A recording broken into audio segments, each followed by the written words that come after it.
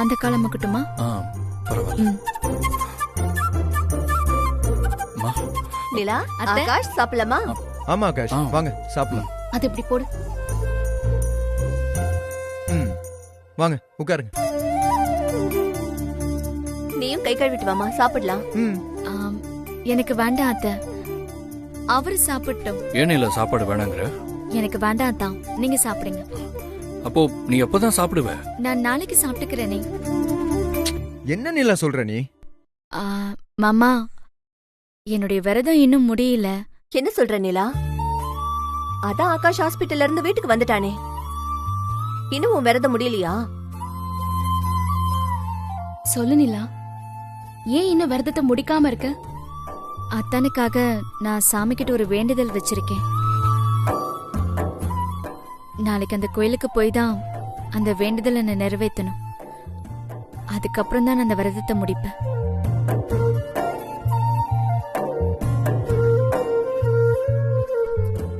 அதான் நீங்க சாப்பிடுங்க. நிலா, நீ ஏற்கனவே ரொம்ப நாள் விரதம் இருந்துட்ட, அதனால ஹாஸ்பிட்டல்ல மயக்கம் கூட போட்டு விழுந்துட்ட. இன்னும் எதுக்கு இந்த விரதத்தை கண்டினியூ பண்ற?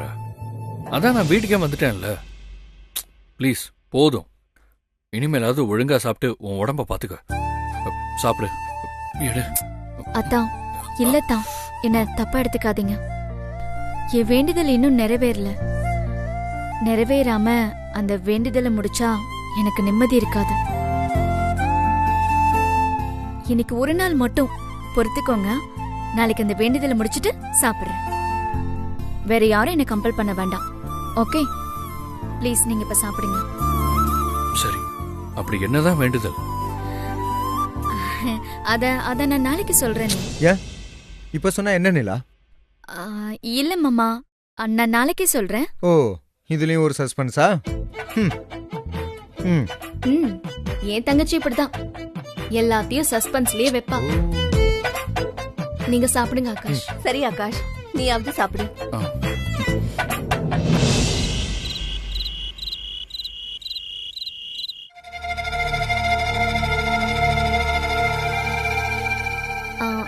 அத்தை, வேணும்னா நீங்க போய் ரெஸ்ட் எடுங்க. சமையல நான் பாத்துக்கிறேன். பரவாயில்ல தென்றல், ரெண்டு பேரும் சேர்ந்தே சமைக்கலாம். அப்பதான் வேலை சீக்கிரம் முடியும். இவளுங்க ரெண்டு பேரும் சமையல் கட்டுல இருந்தாலே நம்மளை பத்தி ஏதாவது பேசுவாளுங்க. என்ன பேசுறாளுன்னு கேட்கலாம்.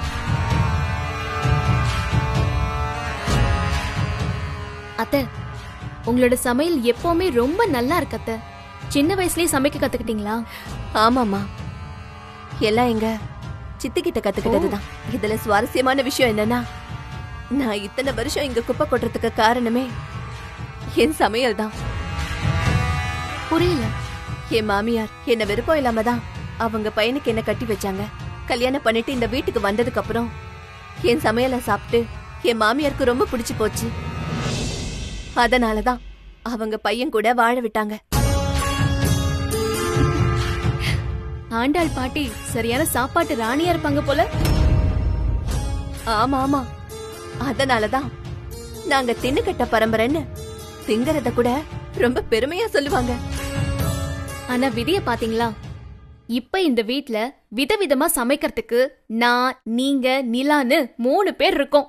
ஆனா பாவம் ஆண்டாள் பாட்டியோட தலையெழுத்து உப்பு இல்லாம உரப்பு இல்லாம வெறும் பத்திய சாப்பாடு சாப்பிட வேண்டியதா இருக்கு. இப்போ ஆண்டாள் பாட்டி உண்மையிலேயே நல்லவங்களா மாறிட்டா அப்படிங்கறாங்களே, நீங்க அதை நம்புறீங்களா? அப்பப்போ நம்புற மாதிரியும் நடந்துக்கிறாங்க, நம்ப முடியாத மாதிரியும் நடந்துக்கிறாங்க. அவங்கள நினைச்சா ஒரே குழப்பமா இருக்கு. அந்த குழப்பமே வேண்டாம். அவங்க எப்பவுமே ஒரே மாதிரி தான் இருப்பாங்க. என்ன தென்றல் சொல்ற? ஆமா அத்த, அவங்க இன்னும் திருந்தல. நம்ம முன்னாடி திருந்துற மாதிரி நடிச்சிட்டு அவங்களுக்குள்ள இன்னும் பழைய ஆண்டாள் பாட்டியா தான் இருக்காங்க. எதை வச்சுமா அப்படி சொல்ற? நானும் சித்துவும் இங்க வந்து தங்கறதுக்கு காரணமே அவங்கதான். நீ சொல்றது புரியலம்மா. அந்த சிவானியை தூண்டி விட்டு என்னையும் சித்துவையும் எஃப்எம்ல இருந்து வேலையை விட்டு நிறுத்தினதே அந்த ஆண்டாள் பாட்டி தான். இது எப்படி இவளுக்கு தெரியும்? அந்த உண்மை தெரிஞ்சதுக்கு அப்புறமும் நாங்க சும்மா இருக்கலாமா? அதனால்தான் பாட்டிக்கு சரியான பாடம் கத்து கொடுக்கலான்னு பிளான் பண்ணி நானும் சித்துவும் இந்த வீட்டுக்கு வந்துட்டோம். அப்ப இவ்வளவு சித்துவும் ஆகாஷ் கேட்டதுக்காக இங்க வரலையா? என்ன பழி வாங்குறதுக்காகவே திட்டம் போட்டுதான் இங்க வந்திருக்காங்களா? தேவையில்லாம எங்களை சீண்டி பார்த்த அந்த ஆண்டாள் பாட்டிக்கு சரியான பதிலடி கொடுக்கதான் நாங்க இங்க தங்க வந்தோம். நீங்க இங்க வந்தது என்னவோ நல்லதுதாம்மா. ஏன்னா ஆரம்பத்துல இருந்தே என் மாமியாருக்கு நிலாவை சுத்தமா பிடிக்காது. அவளை எப்போ வேணும்னாலும் ஆகாஷ் கிட்ட இருந்து பிரிச்சு இந்த வீட்டை விட்டு அனுப்பிடுவாங்களோன்னு நான் பயந்துகிட்டே இருந்தேன். நீங்க ஒண்ணு கவலைப்படாதீங்க அத்தை. என்ன மீறி என் தங்கச்சி இங்க இருந்து அனுப்பிடுவாங்களா? அப்படி அனுப்ப நினைச்சாங்கன்னா இந்த வீட்டை விட்டு போறது என் தங்கச்சியா இருக்க மாட்டா, ஆண்டாள் பாட்டியா தான் இருக்க முடியும்.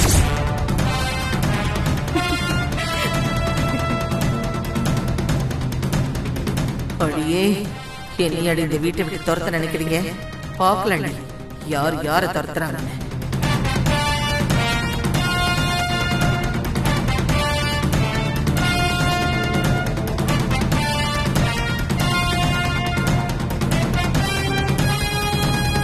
அத்தை, நான் போய் பாட்டிக்கு பால் கொடுத்துட்டு வரேன்.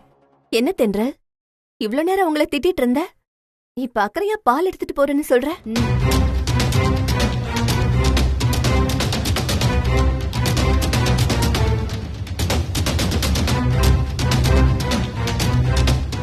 பாட்டி, உங்களுக்கு பால் எடுத்துட்டு நானே மேல வரலாம் அப்படின்னு நினைச்சேன்.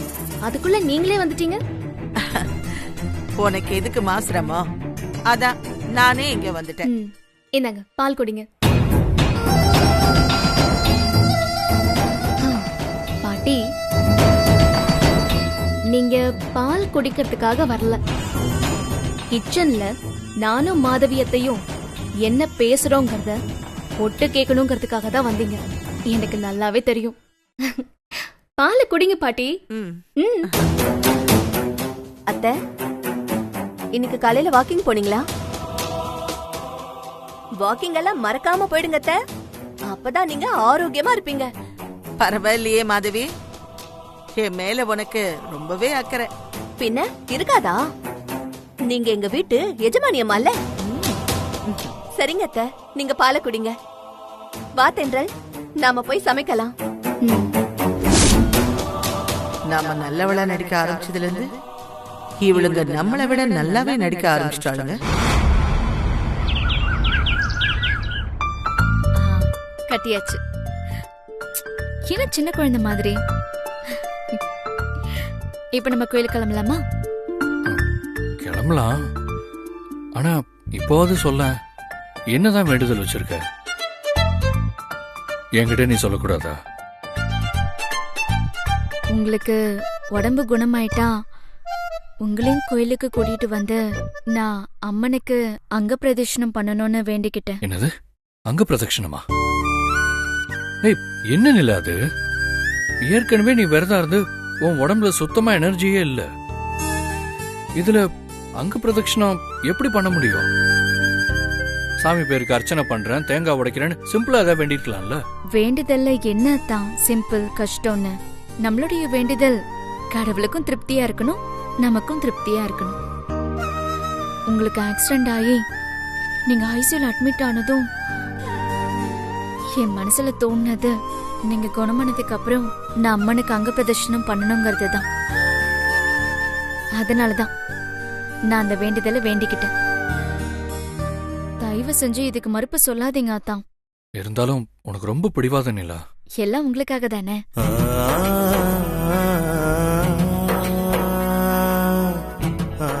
சரியத்தான், டைம் ஆச்சு, நான் போய் குளிச்சுட்டு வந்துடுறேன். அம்மா, என்னென்ன பண்ண போறீங்க? பொரியல், கேரட் பொரியல். ஓ, ஐ சி. ஏங்க, கேரட்டை நல்லா வாஷ் பண்ணிட்டு பண்ணணுங்க. ஓ சாரி, இந்த பக்கம் வந்துட்டேன். அம்மா, ஓ இங்கேயுமா?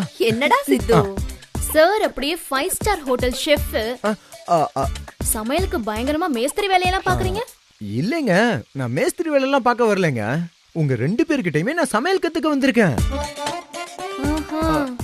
என்ன திடீர்னு சமையல் மேல இப்படி ஒரு ஆர்வம்? அது ஒரு பொண்ணுக்கு புருஷன் ஆயிட்டாலே எல்லா ஆம்பளைங்களும் சமையல் கத்துக்கணும்ல. அப்பதானே அப்பப்ப நல்லா சமைச்சு பொண்டாட்டிய அசத்த முடியும். ஓ அதனால கத்துக்கிட்டு இருக்கேன். அக்கா அக்கா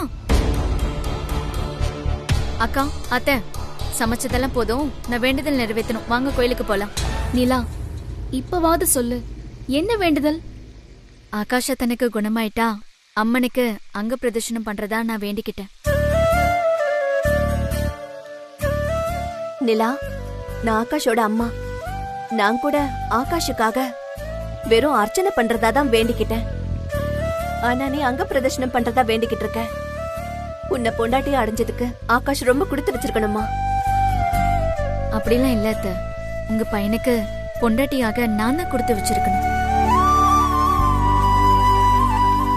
இங்க பாரு, அங்க பிரதட்சணம் பண்றதெல்லாம் இருக்கட்டும்.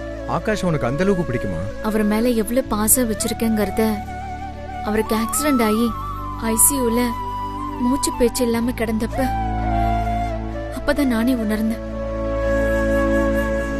அந்த நேரம் என் உயிரே போன மாதிரி இருந்தது. அப்பதான் அதான் குணமாயிட்டா அம்மனுக்கு அங்க பிரதர்ஷனம் பண்றதா வேண்டிக்கிட்டேன். சரி நிலா, நீ அங்க பிரதர்சனம் பண்ணு, இல்ல அடி பிரதர்சனம் கூட பண்ணு. ஆனா எனக்கு வாய்க்கு ருசியா பிரசாதம் கிடைக்கும்ல.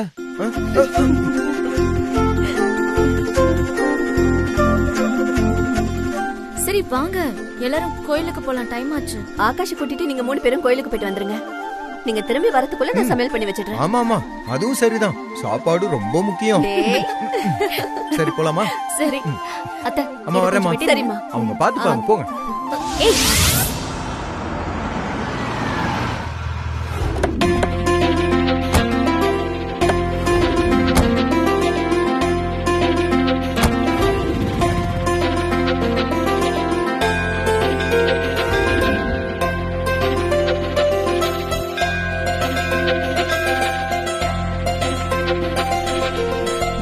அத்தா, நீங்க எங்கேயும் உட்காந்துருங்க. நான் போய் தலையில தண்ணி ஊத்திட்டு அங்க பிரதர்ஷனம் பண்ணிட்டு வேண்டுதலை நிறைவேற்றிட்டு வரேன். ஆ? சரி நிலா. அக்கா போலாமா? வரேன் அத்தா. சரி பாத்துக்கோங்க நிலா, மாமா. நீ போயிட்டு வா. ஆ.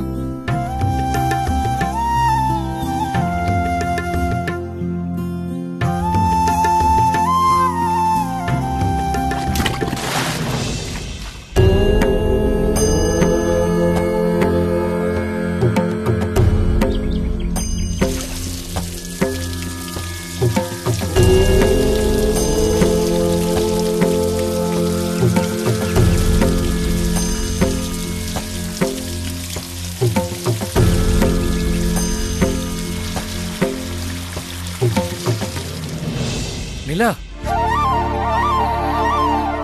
குளிச்சது போதும், ஜலதோஷம் பிடிக்க போகுது. இன்னும் 8 குடம் தலையில தண்ணி ஊத்தணும் தான். அதெல்லாம் ஒன்றும் தேவையில்ல. ரொம்ப நேரம் ஈரத்தோட இருக்காது. சீக்கிரம் வந்து அங்க பிரதட்சணத்தை ஆரம்பி. இதோ வந்துடுறேன் அத்தா. அக்கா நீ ஊத்துக்கா.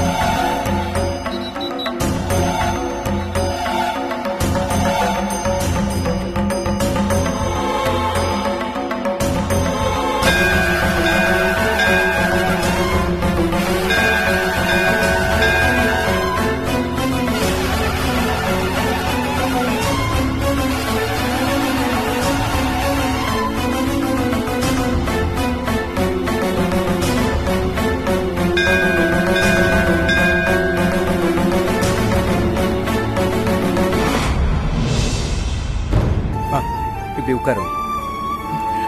வா வா வா. பாத்து.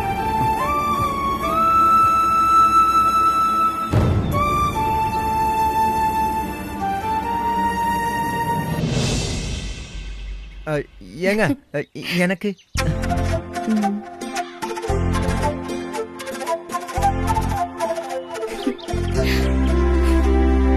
என்னம்மா நீ? இரு.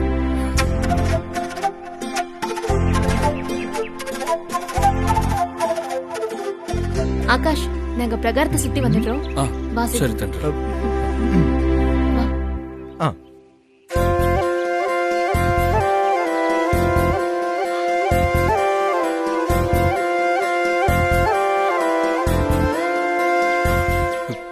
என்ன நிலா, எனக்கான இவ்வளவு கஷ்டப்படணுமா? இதுல எனக்கு ஒரு கஷ்டமும் இல்லாதான்.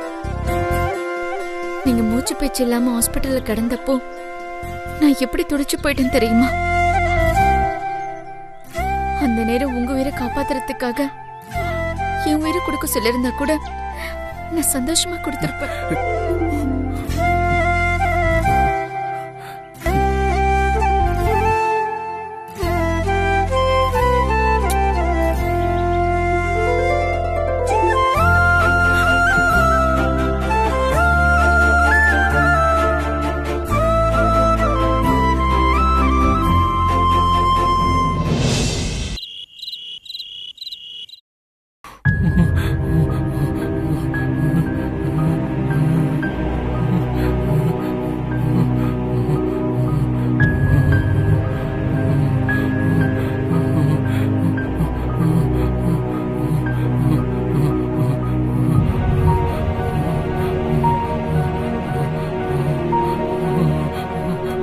அதான் என்னாச்சு?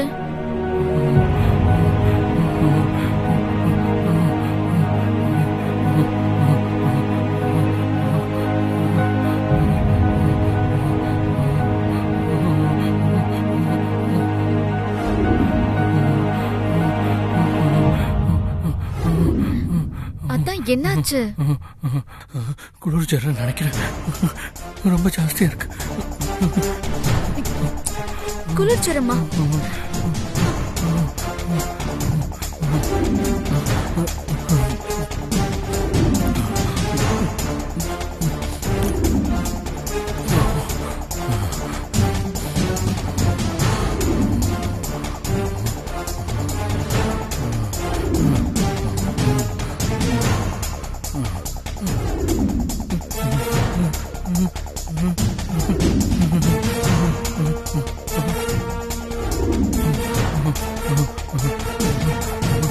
அதான்